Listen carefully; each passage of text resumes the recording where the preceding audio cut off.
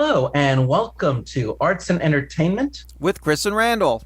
I'm Chris. I'm Randall. And welcome to the show. As always, before we start, I always ask, please like, subscribe, share, and comment. And if you don't want to comment in a public forum and you just want to say write to us with some suggestions or criticisms or whatever ideas or a recipe for a good omelet, Randall, where's the best place to reach us? Well, our Facebook page, Arts and Entertainment with Chris and Randall, is fairly popular. You know what? You can just go on Facebook and message Chris or myself. Also, check out our website, chrisandrandall.com. Various ways to reach us. I mean, we're on YouTube. We're on a bunch of places. Download our podcast. Excellent. And about that omelet, I'll be honest with you. I think, Randall, you are a much better. You're a dead solid cook. I like cooking. I do a lot of cooking. So I make a decent omelet, and I'll just say this much. This is not about the show, by the way, but I'm just like, my opinion is when you make an omelet, it's all about the cheese. No, yes, cheese. Yeah, you got it. The better the cheese, the better the omelet. Also, Listen, while we're on the topic of dairy, please use a very good butter. Those are my only two tips. What are your two tips before we start the show? Yeah, cheese. You're exactly right about cheese, but you know what really is good is multiple kinds of cheese in the omelet. Ooh, there you go. Well, this is why Randall's such a great. Okay, how we're gonna get into this topic now? I'm too hungry to know. But today we're talking. You must be hungry, Chris. I must be hungry. We're talking about Star Trek: The Original Series. So it's the year 2021 for reals. And, during the pandemic, I ended up watching a lot of the old Star Trek because it's comfort viewing. I grew up watching it as a kid.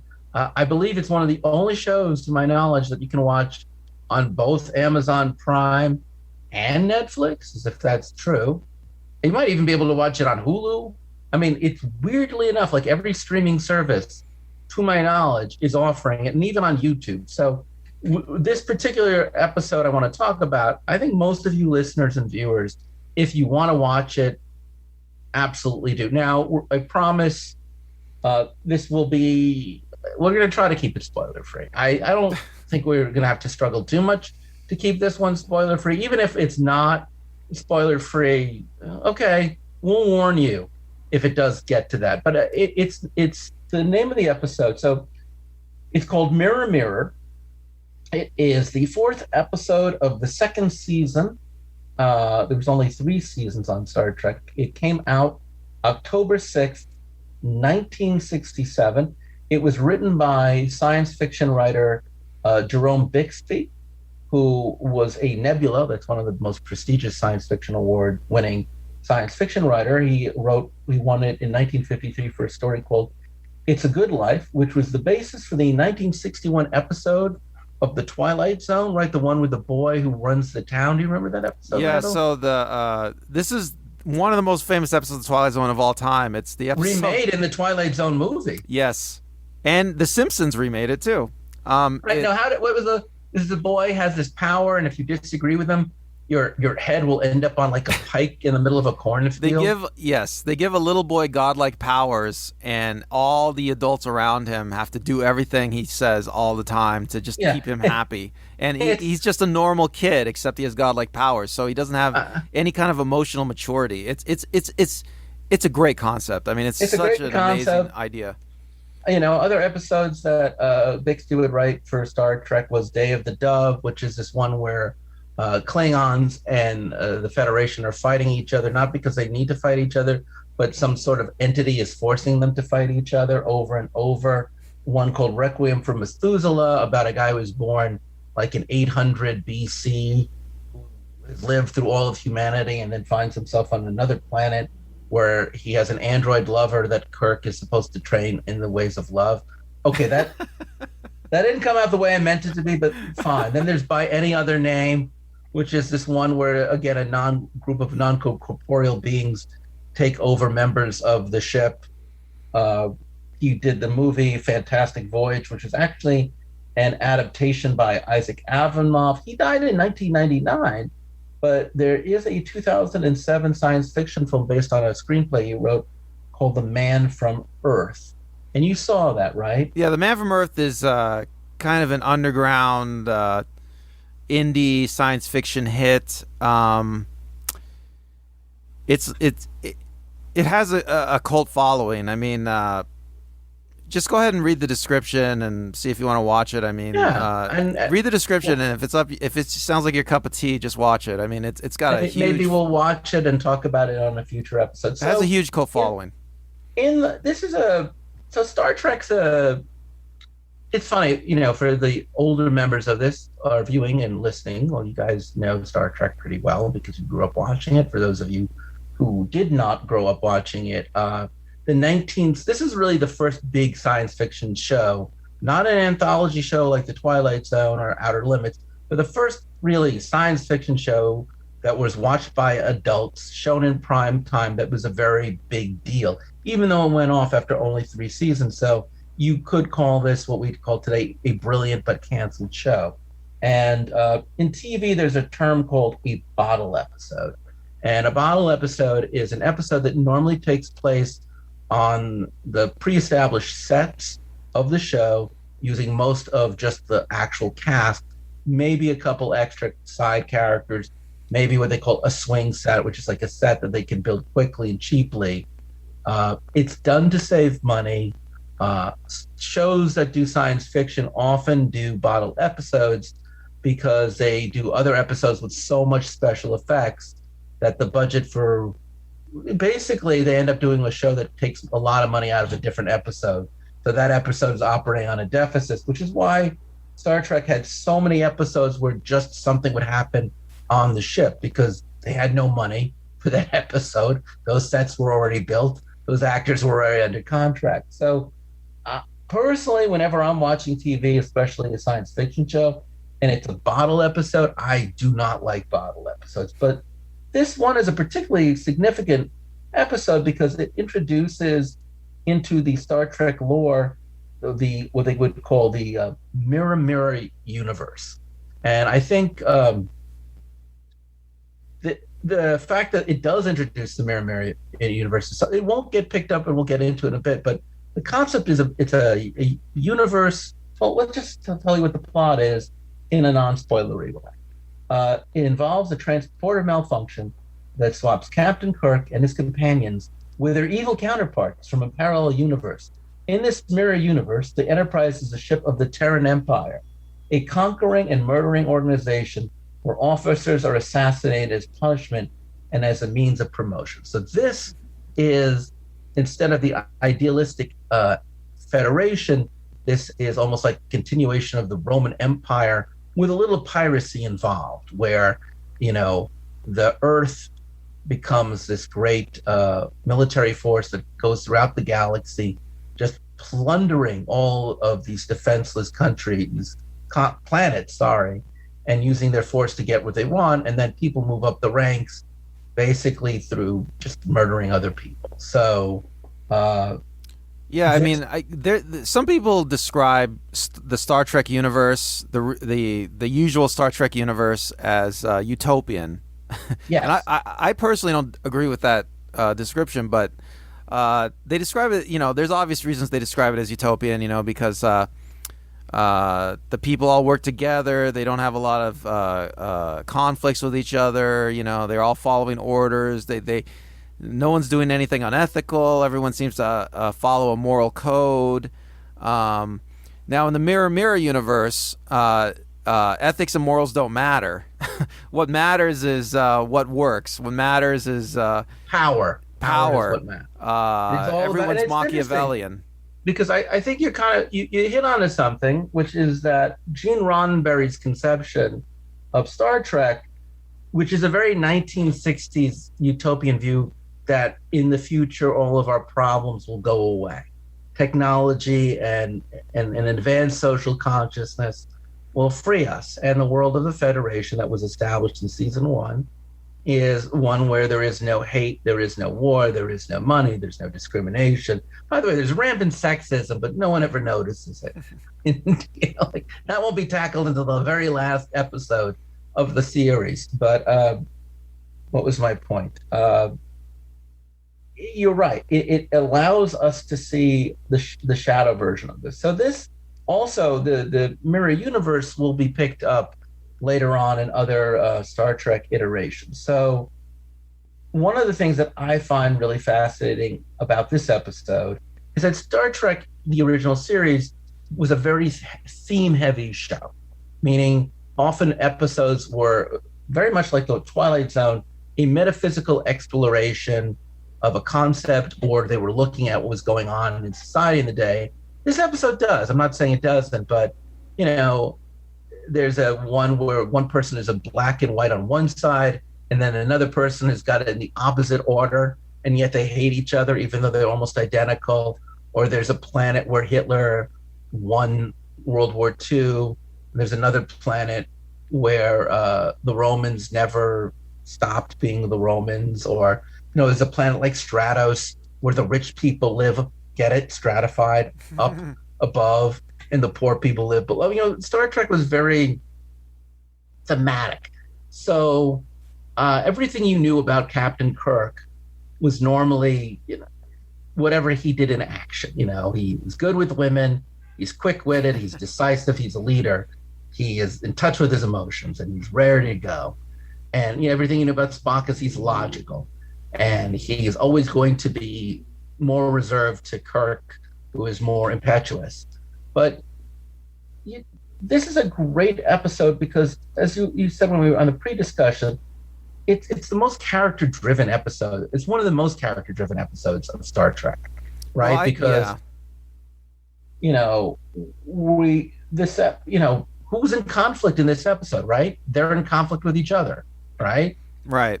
Yeah, so usually on Star Trek, the characters aren't fighting and feuding with each other, having arguments. In this episode, they're literally trying to kill each other like all the time. They are literally the antagonists.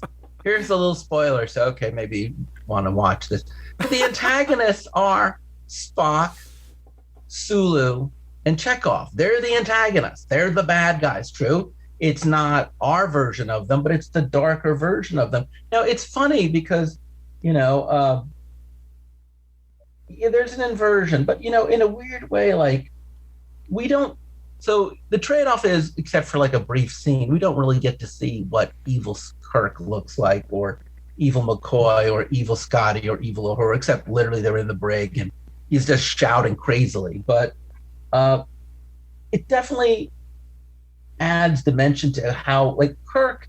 So here's this interesting thing. So James T. Kirk, product of a very good world, the Federation, he is always the alpha leader, and he so easily adapts to this darker world without like missing a beat.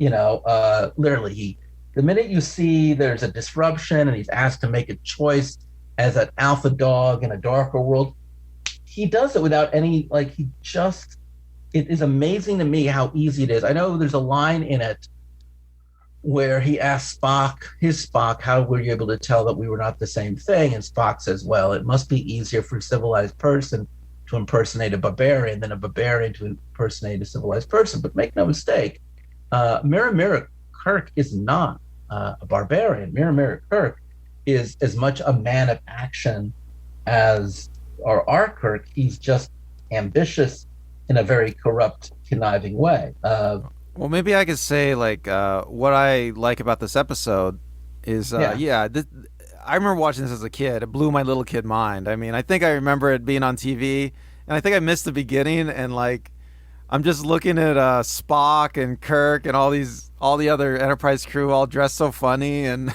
I was wondering what was going on. I started watching it, and, like, my little kid mind is blown because of all the crazy stuff that's happening with the crew right now. I mean, what's going on?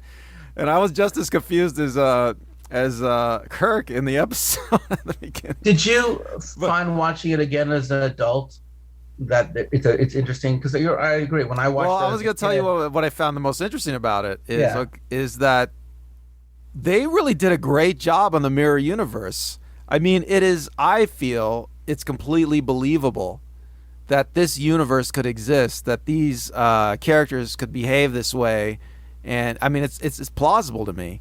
I mean, and from what I've read of history, I mean, there are civilizations that have been like this, and it could totally happen. It could totally exist. So it raises the question, why isn't the normal Star Trek universe like this? I mean, why is the mirror universe different at all? Why are these universes different? In a little while, I definitely want to do that. When you saw it again as an adult, because we just both rewatched it again, did it look differently than when you were a kid? I mean, is it, or do you all still see? Like, I agree with you. There's an amazing, the mirror universe, because I'll do this again like a million times later. It really doesn't seem that different than the regular Star Trek world. And it doesn't even seem that much different from 1960s society, right? I don't know, Chris. There's a certain level of machismo and sexism.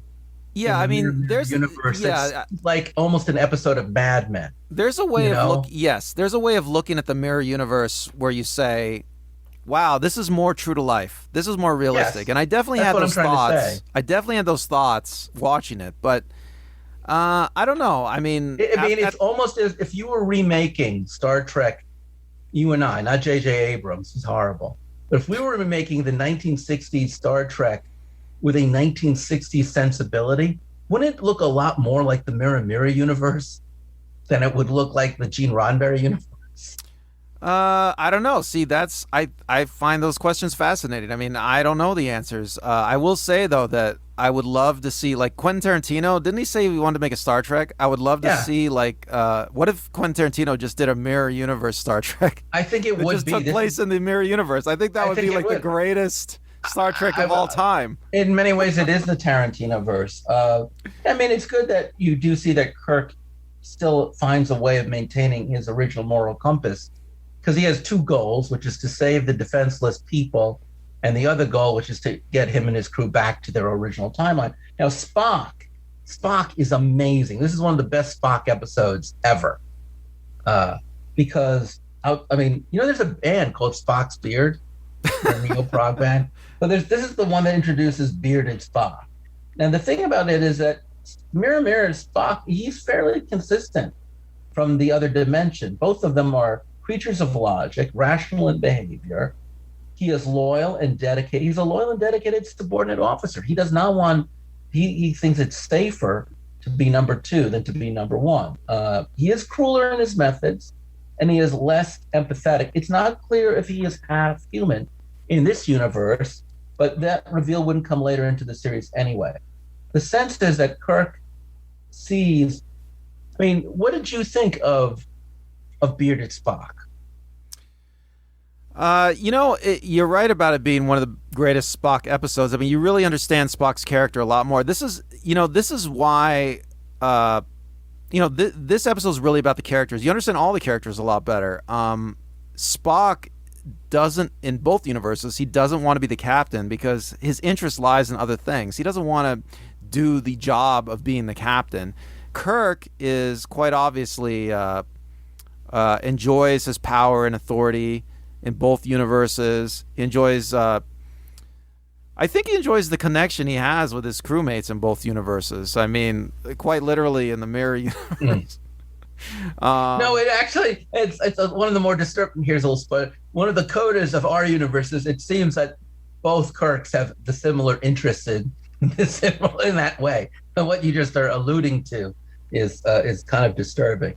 Right, and Uhura's character is fascinating because she is Uhura just in general is one of the prototype. Maybe that's the wrong word, but she's one of the prototype like 60s women where she is coming into a man's world and doing the job that a man used to do. And you can see her fear. You can see her anxiety about that. But she performs. She's also incredibly proactive in this episode. I mean, yeah, I was going to say she performs just as well as any man in the mirror universe, as any of the other male crewmates. She holds her own for sure. She holds her own against a sexually predatory Sulu. And I'll say this, Captain Kirk supports her emotionally in the mirror universe, helping her to do her job, do what she needs to do, just as good as any man would do it.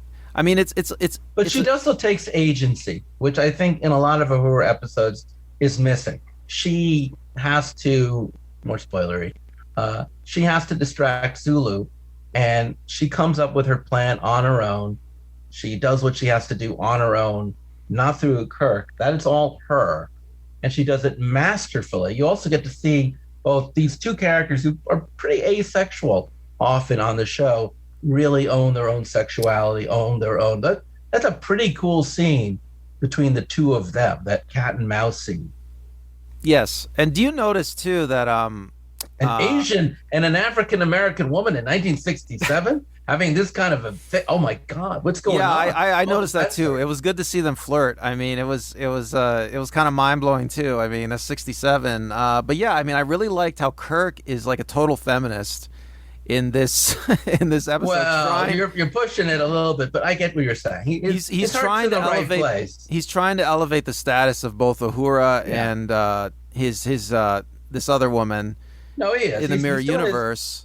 He's trying to help them out. He's trying to bring them into equality with men. I mean, it's I don't know. It's I was surprised to see that. I will say though, the back to Spock, because Spock is in the same person in so many ways. You know, he's about science. He's about what it means to be human. Even the Spock of our world, we find out at the end, is just as capable of being rude and insults in a very underhand way. McCoy says, "I think we've just been insulted, Jim." But you know, it's interesting because he is such a rational being. Before Kirk, spoiler, beams away, he tries to make an appeal to mirror Spock. He says, "Spock, how long do you think it'll take for this empire to crumble?" 240 years. He said, "Look, he says, you're a creature of reason. You're not a creature of emotion. You're rational. Why don't you change?" Because he's arguing, Spock, you're the hope. You are the hope for change from within, not from without. You're the one who can bring down the system. You're the one who can do what's right because you're willing to listen to reason. So this is so important on so many levels. So I want to talk about the social history of this particular episode and why the fact that it takes place, why it came out in April of '67 is so important. So as you know, Roddenberry, very strange. Randall, remind me to do an episode on Roddenberry one day. Okay, So we'll do an episode of Roddenberry. Yeah, there's was some weird stuff there. he's a weird dude, but he always said that Star Trek was a space western, right? Like it was about the first convoys out into the great American West. Well, I would argue only if you're talking about how the U.S. Army drove the Indians out of their land. What? You know, Star Trek reminds me more of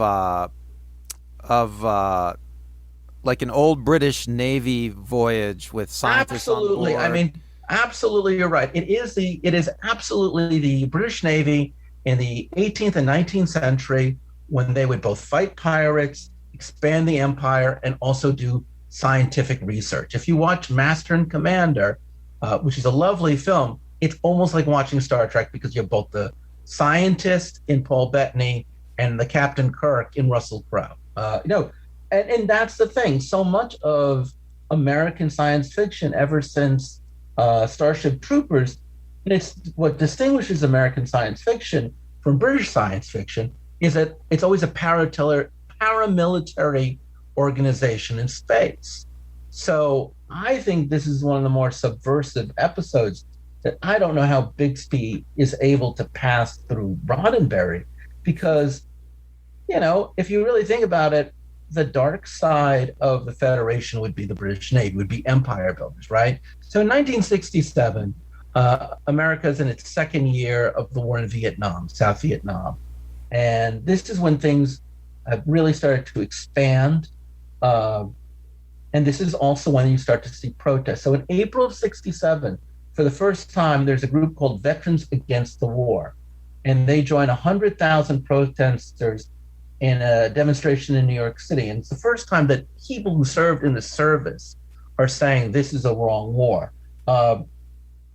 Just a few months later, President Johnson will ask Congress to temporarily increase taxes by 10% as he's approved an additional 45,000 American troops to fight in the Vietnam War, bringing it up to over 500,000 troops. So here is America, strongest army in the world, just beat World War II strong as a military might, throwing all of its force, which technically was what this episode's about. There's a planet, they have resources, they can't give the resources to the Federation because they don't believe that the Federation will use it for the best purposes. The Federation has the power to just take it from them. They know that.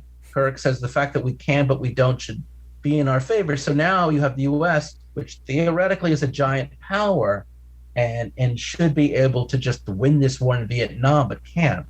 And this is the year that soldiers and intellectuals and members of the government are starting to question whether or not the U.S. should stay. So you could argue allegorically, and Star Trek is always allegorical, that Kirk's appeal to the rational Spock is really a mirror of the appeal to politicians and soldiers and all the like, those in the power establishment, to just be rational about the fact that this is an unwinnable war.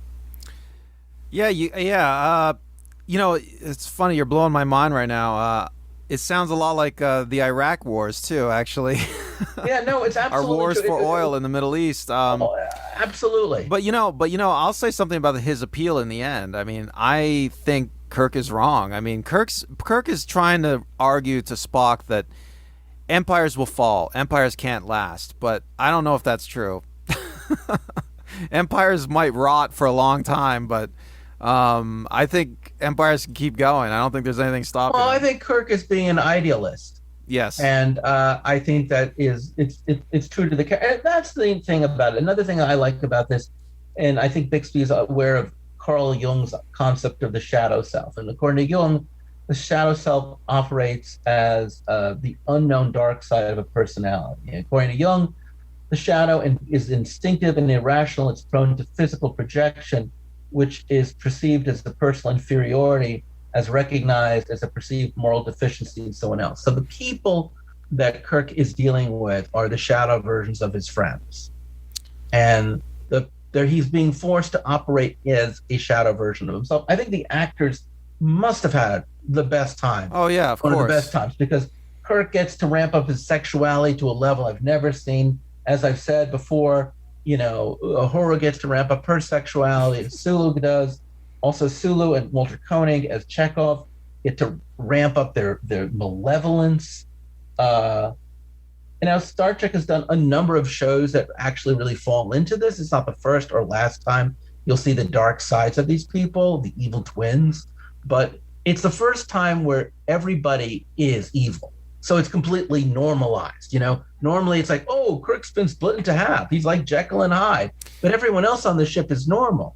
Well, here, everybody is abnormal. Yes, I am really fascinated by this, by the questions it raises. Like, you're probably right to use the word evil, but what makes them evil? It's because everyone just takes what they can take if their power allows it, with no regard to the harm it causes others. Right? Would that be a good summation of the? That's an excellent summation, and it's normalized, which is what you see in military culture at the time, and unfortunately, I would say even to this day, is that the ends justify the means. And everything in Star Trek's mirror universe, the Terran Empire, all the ends justify the means. That's why people are not punished for killing. It's a weird form of chain of command, to be honest with you, where it's okay to kill to move up the chain of command. No, in that sense, it's the most naive thing, because everything else about empire building, they get on right. But the idea that you can kill to move up the chain of command, you would never have in the British Navy.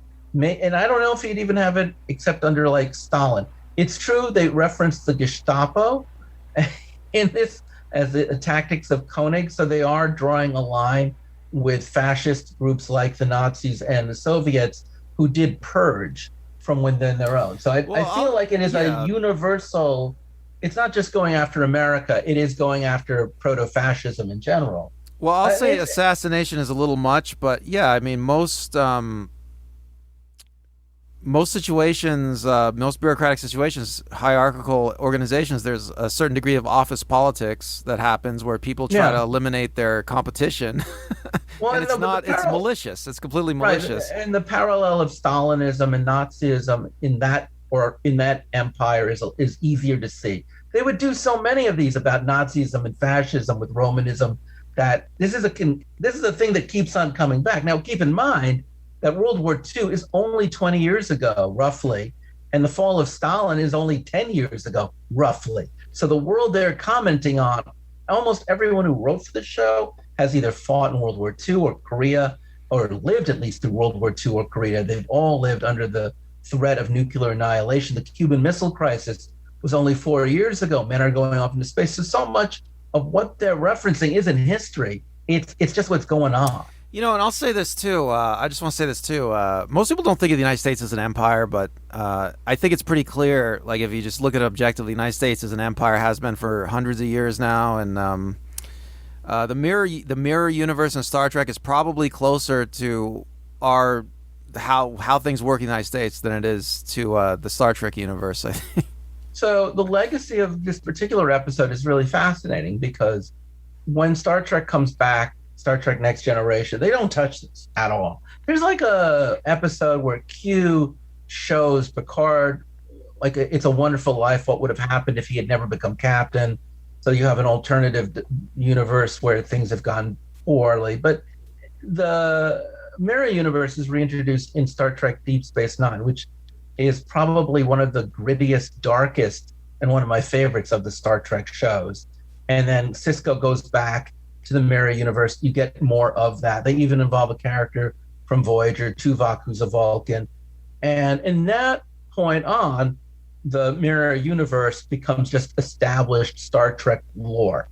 You know, in that one, they do wear different costumes. They have different ways. It comes back again in Enterprise. Actually, it's pretty cool. If you watch the opening of Star Trek Enterprise, forgive me for not knowing which episode it is, Google it. They go to the opening of Star Trek First Contact. They bring back James Cromwell.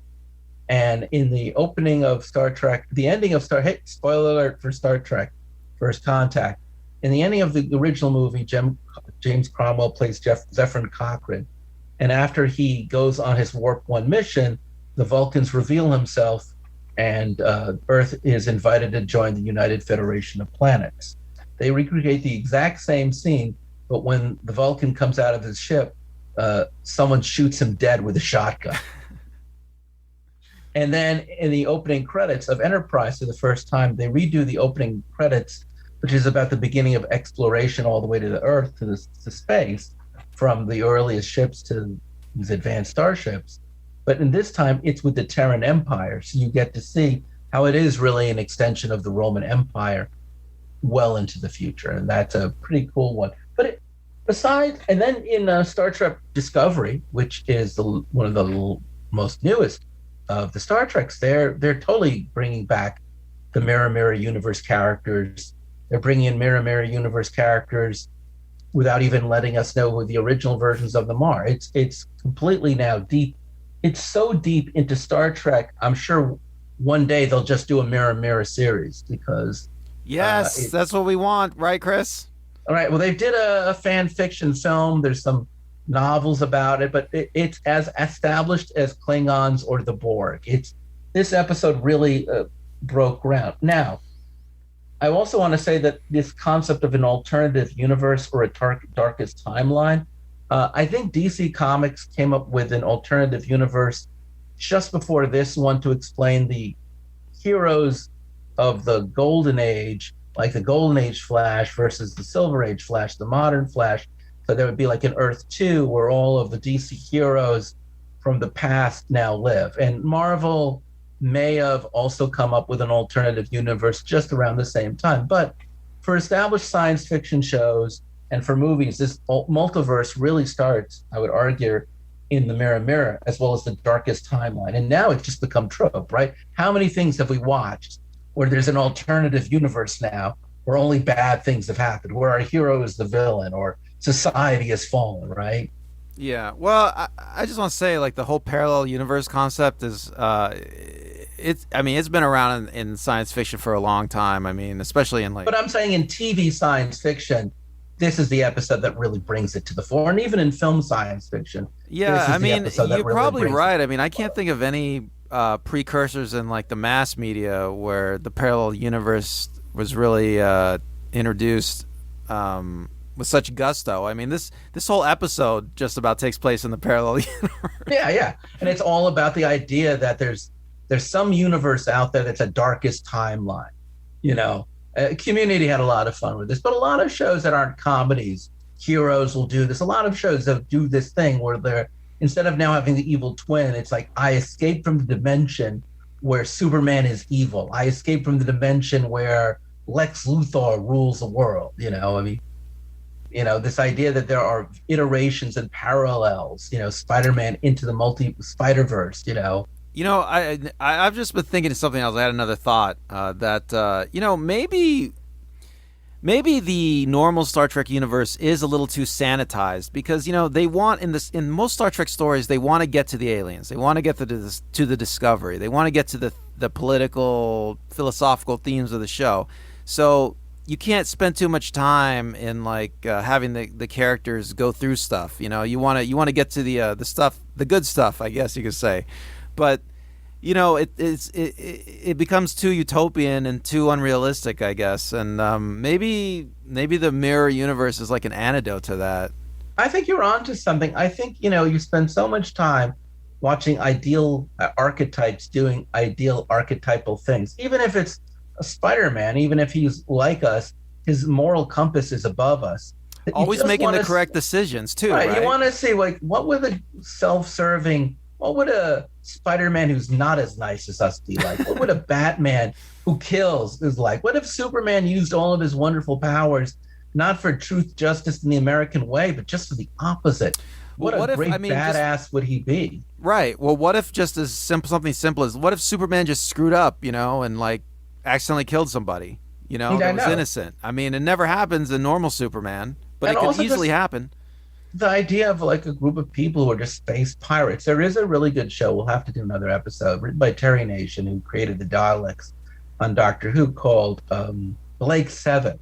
And they're just a bunch of renegade pirates, you know, fighting the Federation, who's evil, for several seasons. And it shows the Federation as the evil empire. I strongly recommend it. It's available on YouTube, folks, so you can totally watch Blake 7. It's all there. I mean, the 60s TV shows that are popular, you know, like I Dream of Jeannie or The Twilight Zone or The Beverly Hillbillies or The Prisoner of the Saint, all of them had, either they were all about metaphor, you know, either they were about satire or they were about exploring society through metaphor. Maybe not the same, but certainly The Prisoner, which is a great show, or a show like The Beverly Hillbillies or I Dream of Jeannie and The Twilight Zone. They're all using fantasy to draw a light in our own world, either for laughs or for introspection. And I think this is certainly one of the best. It's made a lot of lists for the best episode of science fiction, the best episode of Star Trek.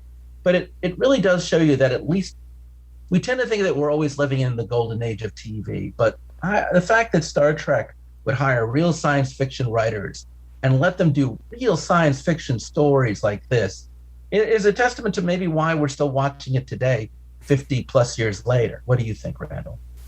Oh yeah, for sure. I mean, the reason it ever got produced is an accident. I mean, I don't know if we have time to tell. I have time to tell that story, but tell it. Okay. Well, the story, I read this in an interview with Lucille Ball years ago. She claims that you know, so she was in charge at Desi Arnaz Productions. She was in charge of O'Kane new projects, and at the time, well, this script pilot for the first Star Trek was on her desk, and it just said Star Trek on the cover.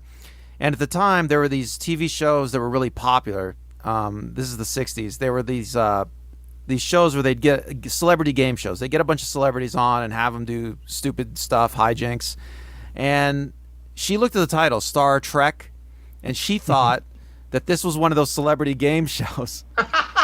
So, like Hollywood Squares, right? Like Hollywood Squares, Gang. Exactly. So without even opening the cover, this is according to Lucille Ball, without even opening the cover, she greenlit it. And then like a year into production, she like visits the set or something, and she's like, "What the hell is this?"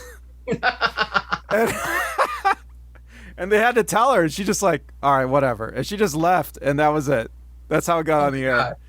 Well, Awesome. I can't top that. So, Randall, thanks for that, for ending us so well. Until the next time, I'm Chris. I'm Randall. Be safe, be well.